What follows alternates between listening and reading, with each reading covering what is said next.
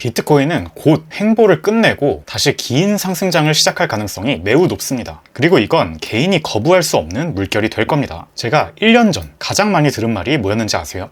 이것저것 하지 말고 그냥 비트나 2만 불에서 사고 그냥 들고 있을걸. 이라고 할 때 3만 불에서 살걸. 라고 할 때 4만 불에서 살걸. 지금 7만 불은 다를까요? 아닙니다. 왜냐고요?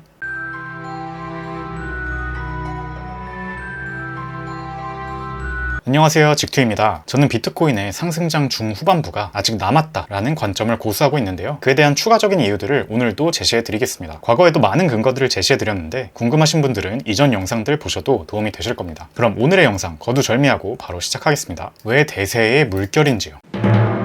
당분간은 현물 ETF 이야기를 하지 않을 수가 없습니다. 비트코인 가격이 현물 ETF 순유입과 명확한 상관관계를 보여주고 있는 것이 사실이기 때문입니다. 그런데 5월 들어 흥미로운 현상이 발생했습니다. 그간 모양이 같았던 두 차트에서 차이가 발생한 거죠. 가격은 전고점을 돌파하지 못하고 횡보했는데 순유입은 전고점을 돌파했습니다. 이것은 가격이 횡보하는 동안 그만큼 새로운 자금이 유입되었다. 즉 대규모 손바뀜이 일어났다는 것을 의미합니다. 이건 가격이 전 사이클의 고점을 돌파하며 나타나는 자연스러운 현상이며 과거에도 매 사이클마다 나타났던 모습입니다. 물려있었던 사람들은 탈출을 하고 나오는 거고 아래에서 매집했던 고래들은 익절을 시작하는 거죠. 중요한 점은 과거에도 이렇게 전 고점에서 새롭게 유입되는 자금으로 손바뀜이 일어난 후에는 시장이 상승장 후반부를 향해 힘차게 나아갔다는 점입니다. 이러한 현상은 과거 사례들과 정확히 동일하게 진행되고 있으며 상승장은 끝나지 않았다고 보는 이유 중에 하나입니다.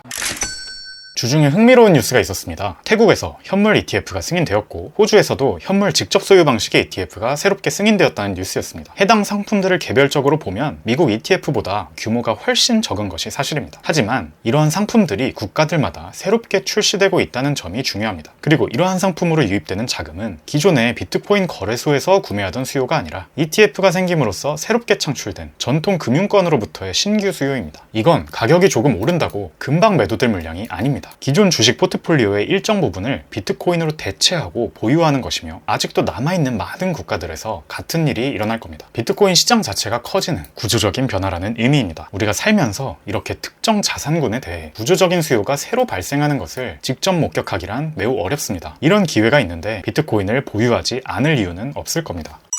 뻔한 얘기긴 하지만 역시 뻔한 얘기라고 하는데도 이유가 있습니다. 그만큼 중요하기 때문인데요. 미국의 9월 금리 인하 예상 확률이 50%를 넘어서 점점 높아지고 있고 유럽은 6월 6일에 금리를 낮출 것이 거의 확실시되고 있습니다. 경기가 둔화되는 사인들이 연속적으로 발생하고 있기 때문인데요. 특히 눈에 띄는 것이 소비 둔화입니다. 소비가 감소하면 기업의 이익이 줄고 이익이 줄면 고용이 악화되고 고용이 악화되면 다시 소비가 감소하는 악순환이 반복됩니다. 이런 상황에서 올해는 대선까지 앞두고 있기 때문에 미국이 통화량을 증가시켜 경제를 좋아 보이게 할 요인이 상당히 많은 것이죠.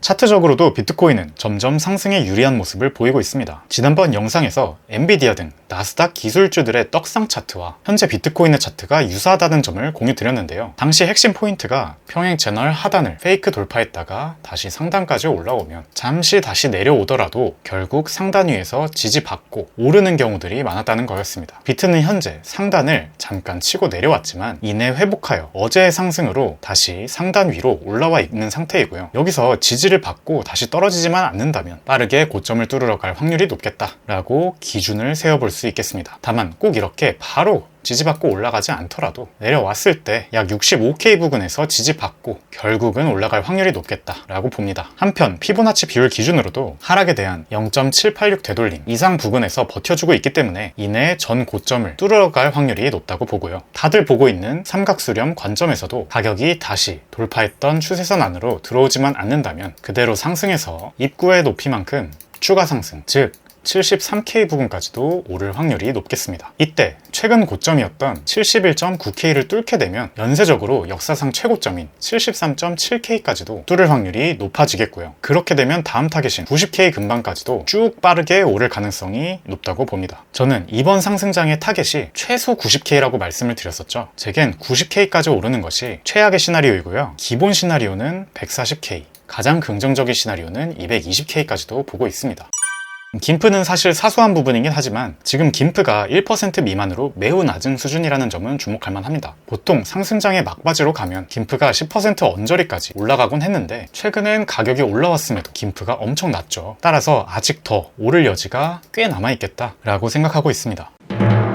결론, 비단 차트뿐 아니라 시장의 구조적인 수요 증가와 전 세계적인 금리 인하를 예상했을 때 이런 기회는 흔치 않으며 비트코인을 보유하지 않을 이유가 없다는 겁니다. 재밌는 게요, 지난해 제가 제일 많이 들었던 이야기 중 하나가 그냥 비트코인 2만 불에서 사서 들고 있을 걸 입니다. 심지어 그때는 ETF도 없었죠. 지금은 ETF라는 구조적 수요 증가까지 확실해졌습니다. 심지어 지금도 약 1년 뒤에 비트코인 가격이 지금보다 올라 있을 것 같냐 떨어져 있을 것 같냐 물어보면 올라 있을 것 같다고 하는 사람들이 상당히 많습니다. 하지만 그 중에 실제로 비트코인을 보유하고 진득하게 홀딩하는 사람은 굉장히 드물죠. 자꾸 샀다 팔았다 합니다. 누군간 7만 불의 가격을 보면서 이미 너무 많이 올랐다고 생각하겠지만 제가 볼 땐 지금도 나중에 돌아봤을 땐 그때 살 걸의 대상이 될 만한 가격입니다. 물론 투자는 본인의 선택과 책임이니 제가 함부로 사라고 권유하는 건 아니고요. 전 여러 근거들을 가지고 그렇게 판단하는 것이니 투자에 잘 참고하셔서 본인의 선택을 하셨으면 합니다. 아참, 무료 텔레그램방에서 실시간 주요 뉴스와 관점들을 계속해서 공유드리고 있습니다. 무료인데다 유익하기까지 하니 안 들어오실 이유가 없을 것 같습니다. 링크는 고정 댓글에서 확인하시고 들어오시면 됩니다. 영상이 도움이 되셨다면 좋아요, 댓글도 많이 달아주세요. 영상 제작에 힘이 됩니다. 직투였습니다. 감사합니다.